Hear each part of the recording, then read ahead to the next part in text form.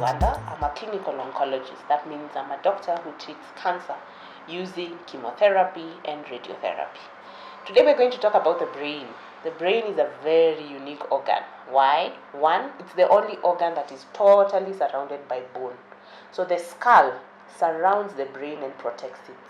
The brain is also very unique because it coordinates all body functions. It coordinates how your heart beats. It coordinates how you breathe. It coordinates how you walk. It even coordinates how you see. Where the image you see, the processing and the feedback, it's all connected. So it's really an interconnection of what you would say like wires. Information coming in, information going out, instructions coming in, instructions going out. And that's what the brain does. So we can say it's like the headquarters of the body where everything is synthesized and arranged. Unfortunately, the brain can also have tumors, meaning growths. And there are two types of tumor the brain can have. Tumors that are not cancerous and tumors that are cancerous. So types of tumors that are not cancerous, for example, we have a meningioma, we have what are called craniopharyngiomas, we have chordomas. All those are types of tumors that are not cancerous. So the brain is a unique organ, like I mentioned, and we've seen examples of tumors that are not cancerous. Now we want to have some examples of tumors that are cancerous. They're long words, but they're examples. So we have oligodendroglioma, we have astrocytoma, and one that is called GBM. And it's really the most rapidly growing of the cancers with a very poor outcome, even with or without treatment. It grows very fast. And in full, glioblastoma multiforme. That is what GBM stands for. So two types of tumors, those that don't have cancer and those that have cancer. Despite the fact that these tumors that don't have cancer, they still cause a lot of problems because remember, it is within a tight space. The skull is all around the brain. So there is no room for it to expand. So even if a tumor is present, if it presses on certain parts of the brain, then you will have symptoms based on what it has pressed. So some of the symptoms of a tumor in the brain could be personality changes. Person who was very quiet suddenly is very talkative, is violent, their personality has changed. Could be that they have a brain tumor. So sometimes before we say this person has a mental issue, it's important for us to confirm, could they be having a brain tumor? Depression has also been seen, mood, change of affect, just things pertaining to the person's personality. The brain also coordinates balance. So depending on where the tumor is, a person might not be able to have balance when walking. They can have either dragging to one side or inability to have coordinated gait. Because remember we said the brain is what controls everything. You can have a palsy, like a part of the body is paralyzed. Another one could be convulsions. Convulsions is where a person falls down and they have jerking motions. That is one of the type of convulsions that has been seen when someone has a brain tumor. For others, it's an absence seizure. That means the patient can just stare into space and it's like they're absent, they're not present, and that is a type of seizure that one can get. So types of convulsions are many, but if you have sudden onset of convulsions, it's important for us to know why.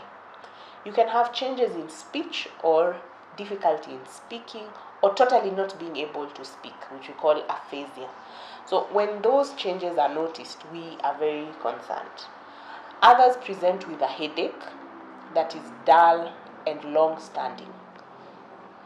That can be a sign that one has a brain tumor. When the tumor becomes larger, it increases the pressure. Remember we said it's a rigid space. There is bone all around. So as the tumor grows, there is what is called increased pressures in the brain, increased intracranial pressures. What would some of the things? They would have challenges with vision, having phobia of light, feeling a lot of discomfort when there is light. There can be a headache and vomiting. The vomiting we're talking about is quite characteristic. We call it projectile vomiting, meaning when they vomit, it won't fall close there, it will have a lot of pressure, it will be projected forward. And those are some of the signs we ask for to find out whether a person is having raised intracranial pressures. Are you not comfortable with light? Are you having a headache? Are you vomiting? And when those boxes are ticked, then we suspect that there could be an increase in the pressures in the brain. So for us to make a diagnosis of brain cancer, we need to do imaging, because just at looking at someone, you'll not be able to know whether there's a tumor. So CT scans and MRIs are very important in terms of telling us what is happening within the brain. When we see a mass within the brain, it can help us know the location, it can tell us the size, and it can also give us characteristics of the tumor. Depending on the location, there are certain parts of the brain that you cannot access to get a biopsy.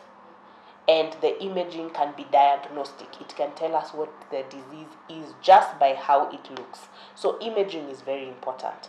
Another thing that we normally do is looking at the spinal cord. Within the spinal cord, there is fluid.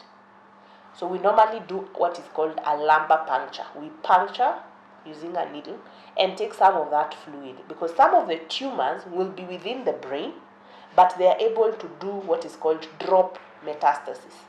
So you will find it within the spinal cord region.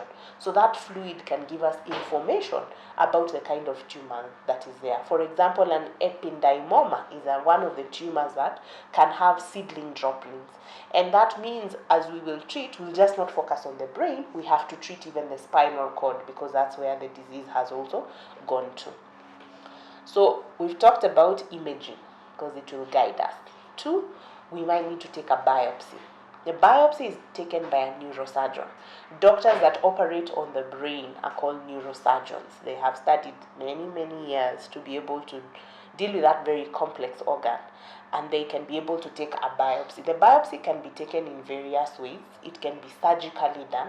There are times they are able to do open surgery. Sometimes it's minimally invasive surgery to get a small tissue, so that we can look at it under the microscope and know which type of tumor is it. Is it a tumor that is non-cancerous, or is it a cancerous tumor? Because how we treat them is very different. So if the tumor is small enough, then we do not need to take a biopsy. The surgeons are able to remove the whole tumor, especially if it is in an area that is accessible, that is easy to reach with minimal problems to the patient, because there are certain parts of the brain, if surgery is done, it will cause more harm than good. So surgery can be done by the neurosurgeon. Treatment can also be done in the form of chemotherapy that is directly placed within the brain in the form of wafers.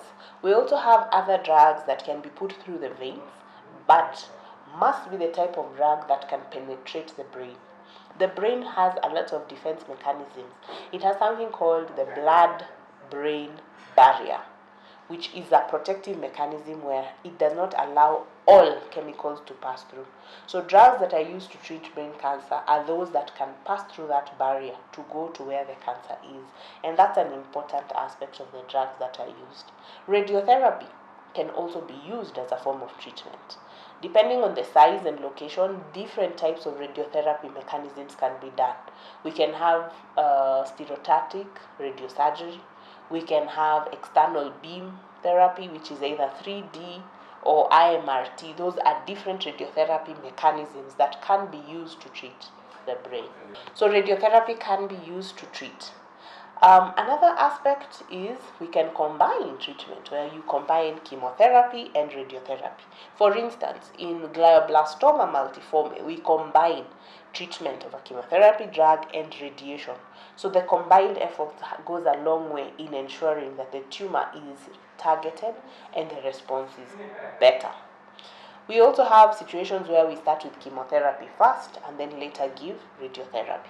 All those are treatment options that can be done for tumors that arise from the brain. Remember, when we talk of brain cancer, we're talking about cancers that have started within the brain. There are times you have cancers, for example, of the colon that come to the brain as a drop metastasis. That means it is colon cancer that has gone to the brain. We say stage 4, colon cancer, with metastasis to the brain.